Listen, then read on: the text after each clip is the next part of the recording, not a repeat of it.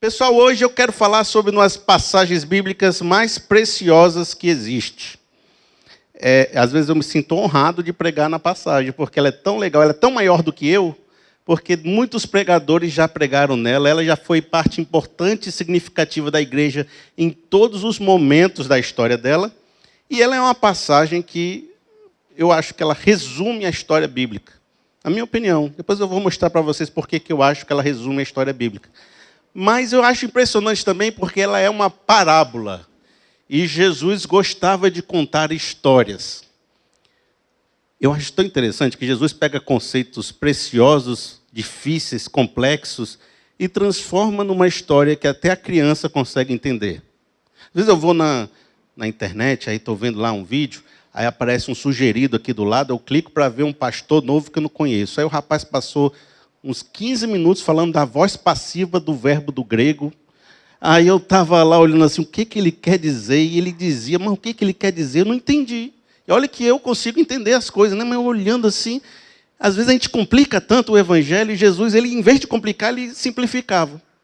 Em vez de deixar mais difícil, ele deixava mais fácil. E nem por isso era menos poderoso e complexo o que ele falava.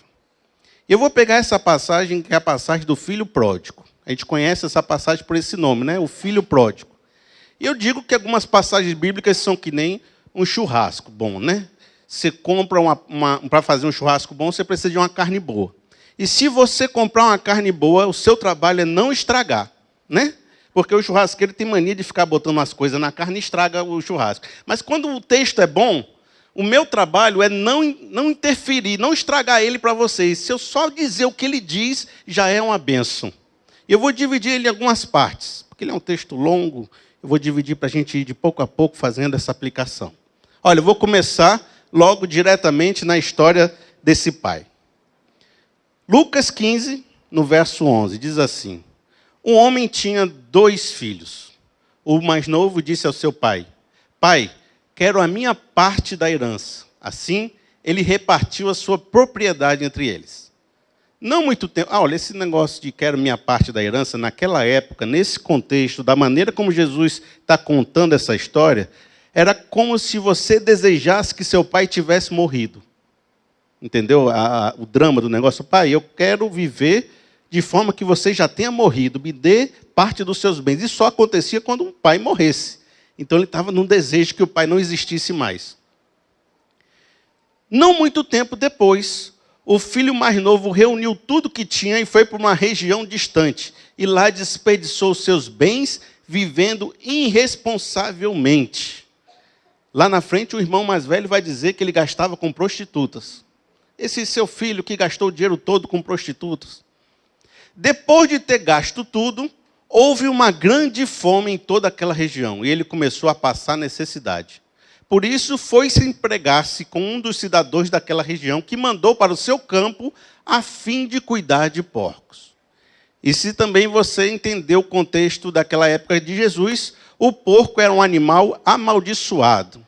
E de forma que Jesus está colocando que esse cara se degradou tanto, que o fim dele foi mexer com coisas amaldiçoadas.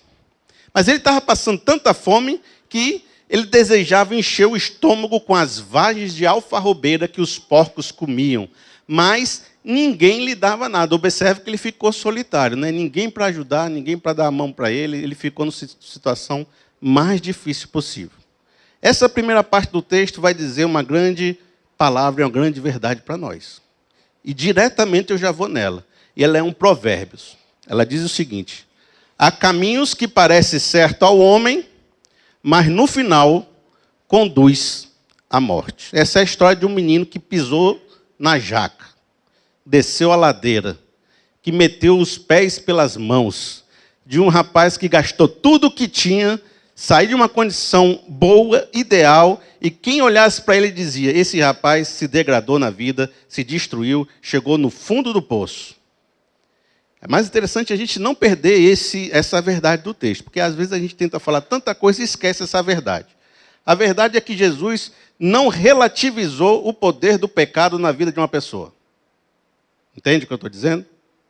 Se quando a gente se aproxima de Deus, a gente vai se tornando mais parecido com Deus, mais mostrando os valores que ele manifesta na nossa vida, mais nos tornamos com valores éticos, caminhamos segundo a sua vontade e o seu propósito.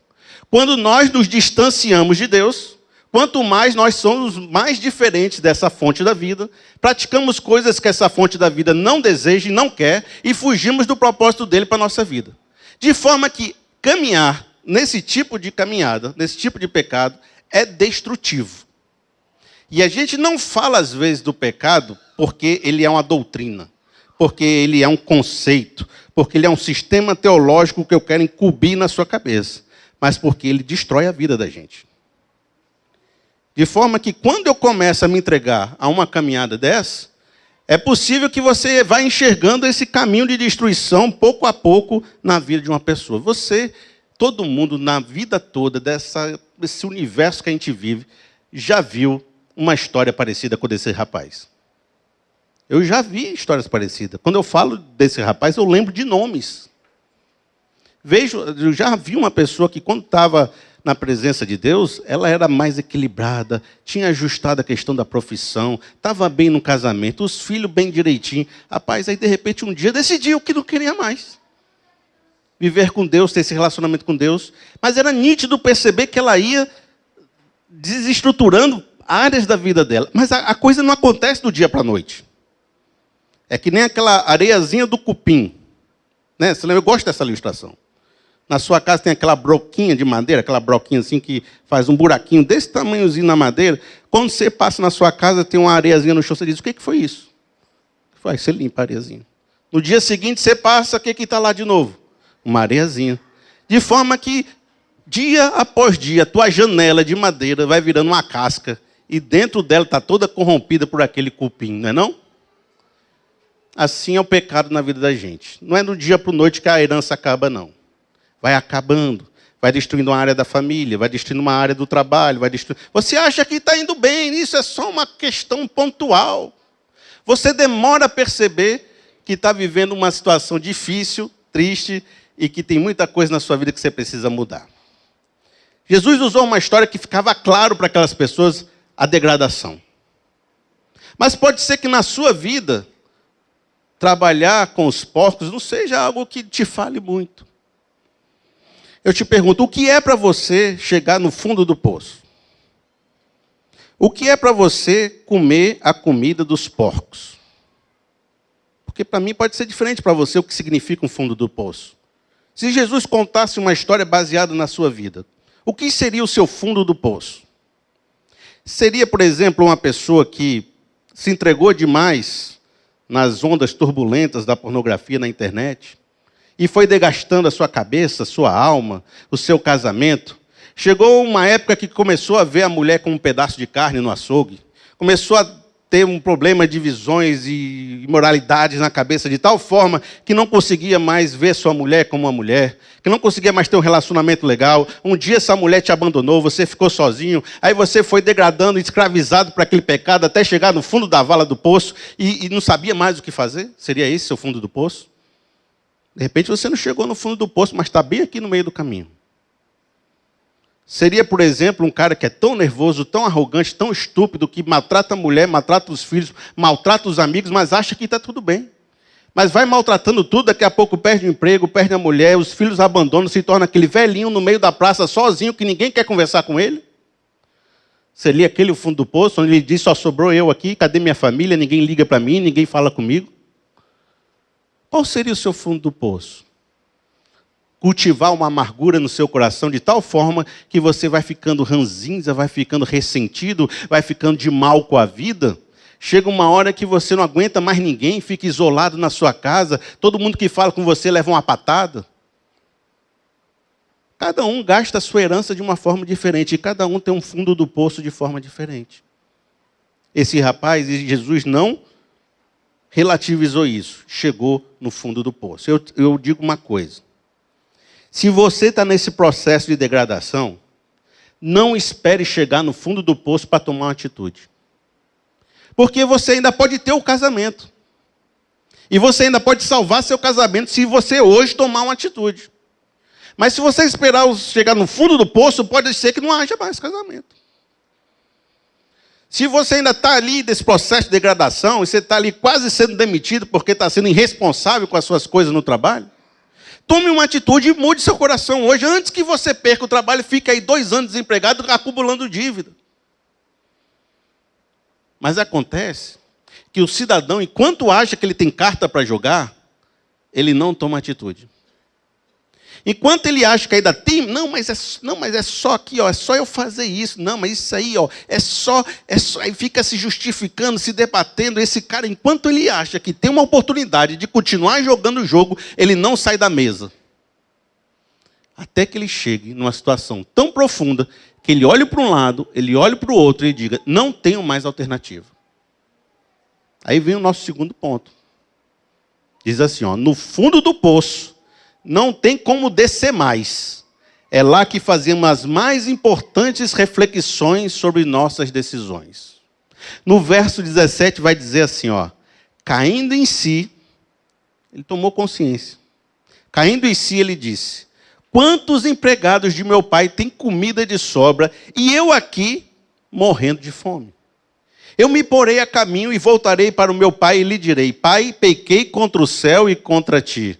Não sou mais digno de ser chamado teu filho, trata-me como apenas um de teus empregados. A seguir, levantou-se e foi para o seu pai. Aí nessa hora que você chega, que eu não gostaria que você chegasse lá, mas que você chega numa situação tão difícil, que você não tenha mais alternativas, é nessa hora que você, por não poder fazer mais nada, você começa a fazer uma reflexão profunda. Será que eu tenho tomado atitudes erradas na minha vida?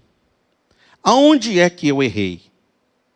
Por que eu estou vivendo essa situação tão difícil? Agora ele precisa fazer uma reflexão. Qual foi o núcleo das minhas decisões que fizeram chegar nessas circunstâncias? Porque se eu não mudar o núcleo do meu coração, que está tomando essas decisões, eu não vou conseguir ter um destino diferente, porque o velho eu vai tomar as mesmas decisões. Só uma transformação do eu interior pode me fazer tomar novas decisões. Então ele precisa dizer, olha, aquilo que me fez sair da casa do pai precisa ser revisto. Aquelas decisões que me fizeram sair da casa do meu pai, que me fizeram ser o que eu sou hoje, estão completamente erradas. Ele caiu em si. Ele está abrindo espaço para um novo homem surgir, para uma nova mentalidade aparecer no coração dele. Mas para isso precisou que ele fosse quebrantado. Às vezes a gente tem um coração tão duro, que é só depois de viver umas coisas na vida, de viver um amadurecimento, de passar por experiências profundas, que você começa a rever as situações que você tinha plena certeza há 5 anos atrás. Tem coisa que você tinha muita certeza há 3 anos atrás, que hoje você está questionando. Porque você viveu mais um pouco. Você topou mais um pouco. Você encontrou uma pedra no meio do caminho. E enquanto o cara acha que está certo, isso não é uma massa que a gente consegue trabalhar. Deus é assim. Enquanto o cara está se achando, ó, Deus resiste ao soberbo, mas dá graça aos humildes. Enquanto o cara é soberbo, Deus não consegue quebrar essa vida, fazer um vaso novo. É preciso um coração humilde e quebrantado para Deus fazer uma obra. Você já tentou ensinar uma pessoa que não quer aprender? Já tentou? O que acontece? A pessoa não aprende. Você já tentou ajudar uma pessoa que não quer ajuda? A pessoa não vai para frente, não. É preciso que aquela pessoa entenda. Eu errei. Eu pequei. Eu não sou digno. Por isso a importância do arrependimento na vida cristã. Porque sem se arrepender, Deus não faz uma obra na sua vida. Se você disser, eu pequei, como é que Deus vai mexer? Você é arrogante. Você acha que está certo, você acha que tomou as decisões certas, que pegou a herança e está fazendo tudo ok, mesmo que os frutos da sua vida estejam todos equivocados. Quer ver um salmo muito legal? É o Salmo 51:16. Diz assim, olha, não te deleitas em sacrifícios, nem te agrada em holocaustos, senão eu os traria. Os sacrifícios que agradam a Deus são um espírito quebrantado, um coração quebrantado e contrito, ó Deus, não desprezará. Você tem um coração quebrantado diante de Deus? Você tem feito reflexões profundas naquelas madrugadas de noite que você não consegue dormir, perguntando por que, Deus, estou vivendo no meio dos porcos? É importante quebrantar, dizer assim, olha, eu até acho muita coisa, mas eu vou ser mais dependente de Deus. Eu até tenho muitas certezas na minha vida, mas eu preciso questionar se eu estou realmente muito certo naquilo que eu estou dizendo. Naquilo que eu decidi fazer. Os frutos da minha vida estão mostrando que eu estou errado. Interessante, né? Mas é preciso tomar uma atitude e retornar para a casa do Pai. Essa é a terceira coisa que a gente aprende. Não basta ele fazer uma reflexão. Ele tem que começar, assim como ele tomou uma atitude, juntou as coisas dele e foi andando lá da casa do Pai, para onde ele está hoje. É também a hora dele pegar e tomar uma atitude e dizer, eu vou voltar para a casa do meu Pai. Porque às vezes a gente pensa em um bocado de coisa, né, meu irmão? Mas tomar atitude a gente não está tomando nenhuma. É por isso que você tem que transformar aquele seu pensamento que está aqui, que diz assim, rapaz, amanhã eu vou fazer isso, eu vou mudar, eu vou fazer aquilo outro, eu vou transformar, transformar em uma atitude prática. E dizer, eu vou voltar, e vou voltar mesmo, e vou dar o primeiro passo. Mas é difícil, porque quando o cidadão está no fundo do poço, ele não consegue mais tomar nenhuma atitude muito forte, não. É verdade. Ele fica muito preso àquela circunstância. Ele perde o ânimo de tal forma que ele não consegue mais nem levantar da cama. Para que tentar de novo? Para que recomeçar? Para que acreditar nessa fé novamente? Eu já tentei, eu já me esforcei, eu já fui... Ele fica com um sentimento de que mais uma vez não vai dar certo. Mas, meu amigo, você tem que tentar. Você tem que se esforçar, você tem que tomar uma atitude. Você tem que raspar lá no fundo da sua alma o resto de energia que você tiver e dar o primeiro passo. Pode ser um passo tímido. Pode ser um passo assim sem muita vontade. Você não está conseguindo dar aquele passão. Está conseguindo correr, então não corra. Dê um passinho simples. Acorde, tome uma atitude pequena. Dê um passo. Ali adiante você consegue dar um segundo passo, mas você precisa mudar a curva da sua vida. Você estava aqui, ó, na casa do Pai. Aí foi degradando, degradando, degradando, degradando. Aí bateu aqui no fundo do poço. Quem olha de fora está dizendo, esse menino tem fim não. Isso aqui, próxima vez é craque aqui. Vai para baixo, vai isso aqui, vai chegar lá no fundo. E você tem que fazer isso aqui. O primeiro passo que você dá, faz isso. Você estanca a sangria. Pode ser que você ainda não seja o filho restaurado. Pode ser que você ainda não esteja na casa do seu pai. Pode ser que você não esteja ainda bem de vida, com dinheiro, comendo legal. Mas você já mudou a curva do gráfico. Tem gente que não está mudando essa curva do gráfico e está indo para a vala, meu irmão. Aqui, ó. Primeiro passo. Tum. E daqui, meu irmão, é para cima, certo? Pode ser que faça assim, mas você vai. Segundo passo. Vai voltando para a casa do pai. Voltar para onde, Felipe? É aqui que eu tenho um problema com os pregadores. Porque, geralmente, quando a pessoa prega sobre o filho pródigo, voltar para a casa do pai é voltar para onde? Para a igreja, não é não? Para aquele lugarzinho que tem aquelas paredes, Assembleia de Deus, Adventista, Presbiteriana. Não é isso? A gente não diz isso? Volte, você que está desviado, você quer se reconciliar com Deus, volte para a casa do Pai. Onde é que o Pai está? Está no endereço, né? No endereço certinho ali da rua, naquele localzinho. Porque Deus está numa terra, né? E se você foi para uma terra distante, você saiu da terra que Deus estava, né? Não é isso que o cara vai dizer? Então, tá aqui. Se o cara foi para uma terra distante, ele saiu da igreja. Ele foi para o mundo. E o mundo é o... Deus não está no mundo, não. Deus está onde? Nesse quadradinho aqui, que a gente está aqui na... É a Arca de Noé. Né? Todo mundo condenado só se salva quem está na Arca de... Não é isso, a Arca de Noé? A Torre de Babel que chega no céu, aí está aqui. Esse endereçozinho é santo, esse aqui é do diabo. Então o cara sai do endereço santo para o endereço do diabo, aí ele vai gastar com as prostitutas, tá vendo? Você foi para o mundo, agora você tem que voltar para onde? Para a igreja. A igreja é o lugar. E aí eu não consigo pregar isso para vocês, não. Porque me diga, meu irmão, Deus está confinado numa igreja? Paulo vai dizer que Deus não habita em templos feitos por mãos de homens. Deus, ele é onipresente. Ele está em todos os lugares. Jonas, na Bíblia, tentou fugir de Deus. O que aconteceu? Consegue não, meu irmão. Você quer fugir? Jonas tentou ir para outra terra. Não foi isso? Não pegou um barco? Não quis ir embora? Não chegou, não. Mas não tem como você fugir de Deus, não, meu irmão. Essa história, ela tem essa dificuldade, porque esse filho, mesmo que ele quisesse, não ia conseguir chegar num lugar que não tivesse o pai dele. Entendeu isso? É aí que a gente precisa ter essa compreensão do Novo Testamento. Olha só o que diz o Salmo 139. Esse aqui é clássico. Olha só o que diz. Para onde poderia eu escapar do teu espírito? Para onde poderia fugir da sua presença? Se eu subir nos céus, lá estás.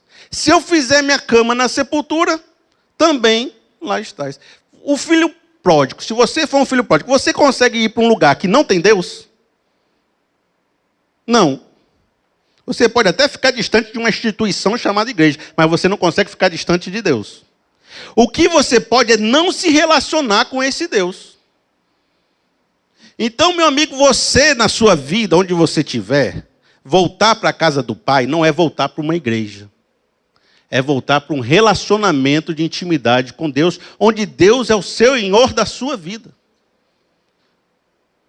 Por isso, não precisa você fazer uma caminhada para um local, um endereço físico. É lá no seu trabalho que você vai mudar a disposição do seu coração e vai começar a agir como um agente de Deus naquele lugar. E ali vai se tornar um pedaço do reino de Deus.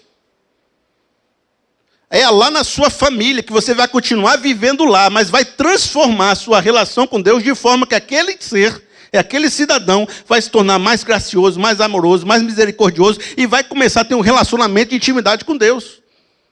É nas circunstâncias. Então a diferença de um cara que está lá fora com Deus e sem Deus é o relacionamento do coração dele. Então não é você sair de onde você está, é você ser bênção onde você está. Porque Deus, você não está aqui, Deus não está lá. Deus está em todos os lugares. Você tem que entrar no seu lugar secreto, porque o Pai que te vê em secreto te recompensará.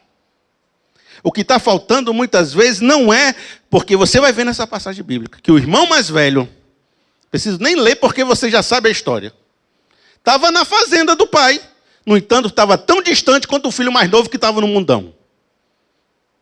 É possível, meu irmão, você estar no meio da igreja e estar distante de Deus.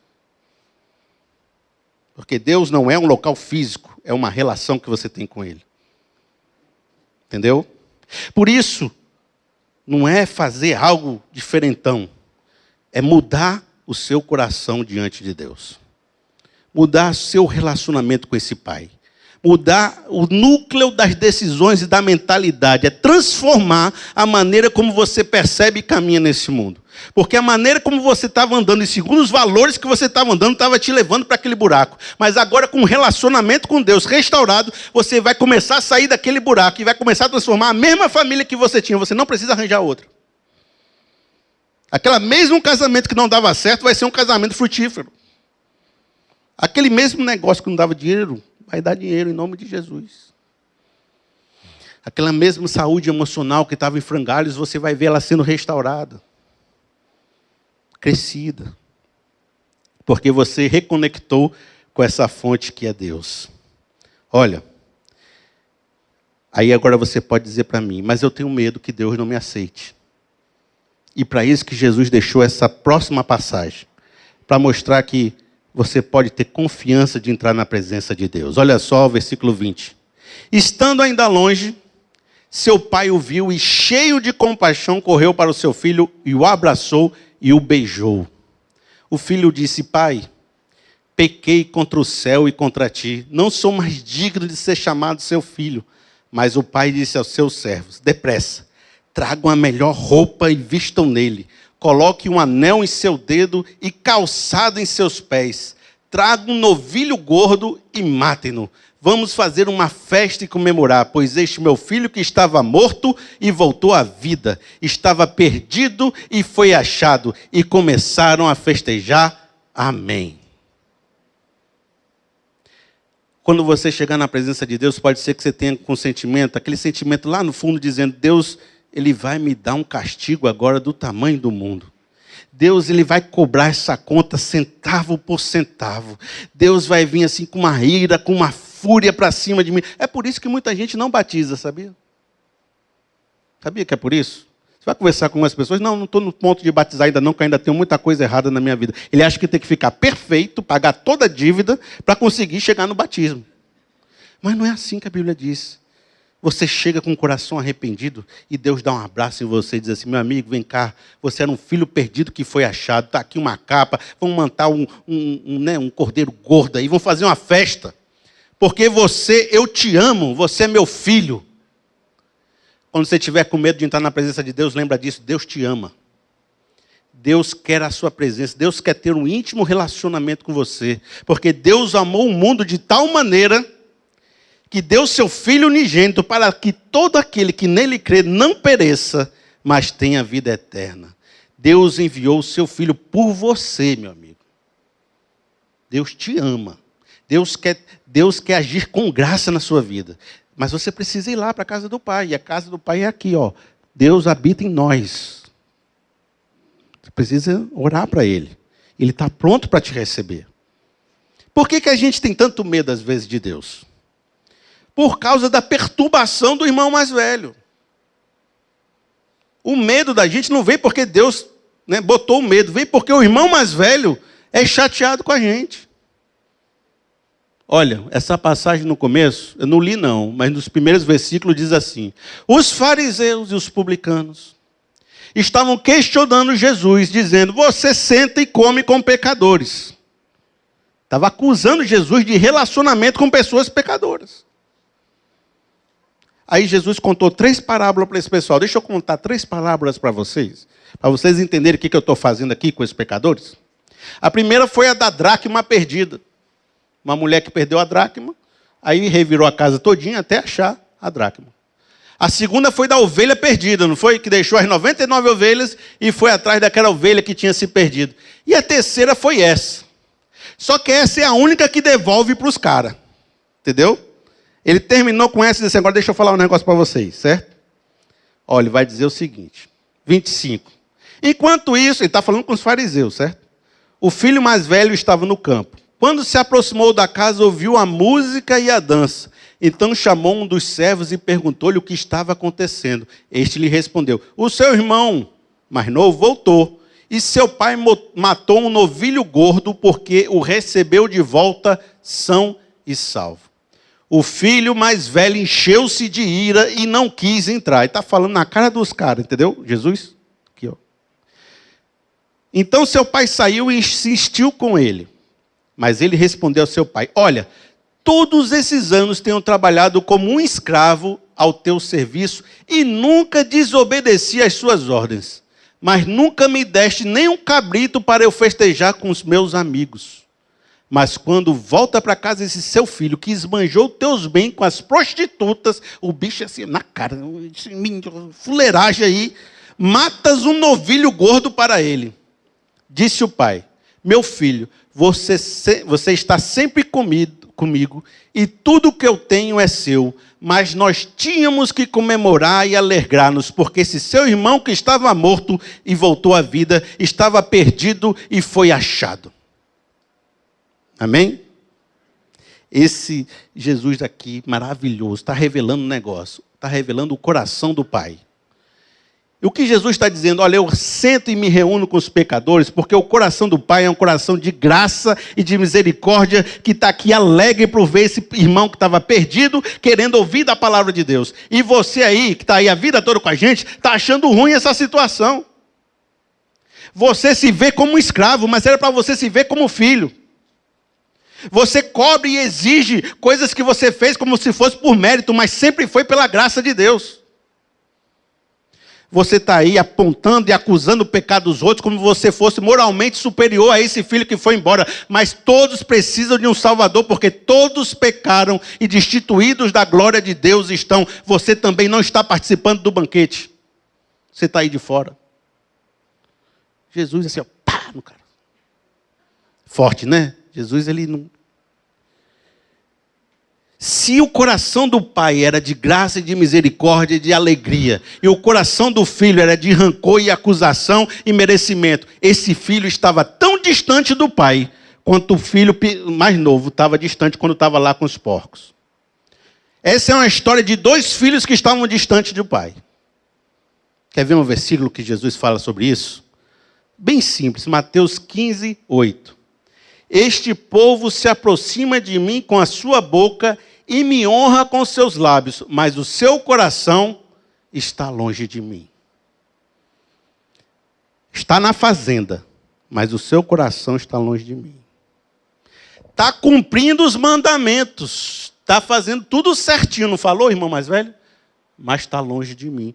Aí eu uso assim, quem está longe de Deus é quem está fazendo bagaceira, que nem o filho mais novo. Não, quem está certinho aqui, que não foi comer com os porcos, está com o emprego bem direitinho, está trabalhando, pode estar tão longe de Deus quanto o cara que está na bagaceira.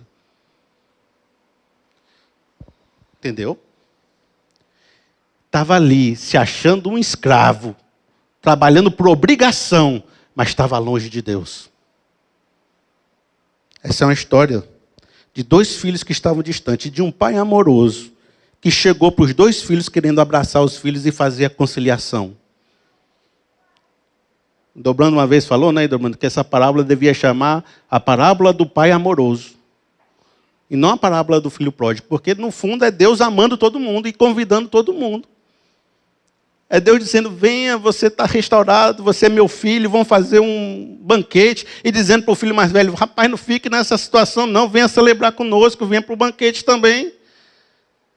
É Deus querendo reconciliar consigo, tanto gregos quanto judeus, homens e mulheres, servos e escravos. Querendo fazer a união do mundo. É um Deus que deseja a nossa união. O mais velho não consegue perceber que estava tão distante. Não participava da graça e não participava do banquete de Deus. Por isso, amigo, faça a sua reflexão também, que apesar de você vir todos os domingos para a igreja, você pode estar muito distante da palavra de Deus e muito distante do relacionamento com esse Deus. Ok?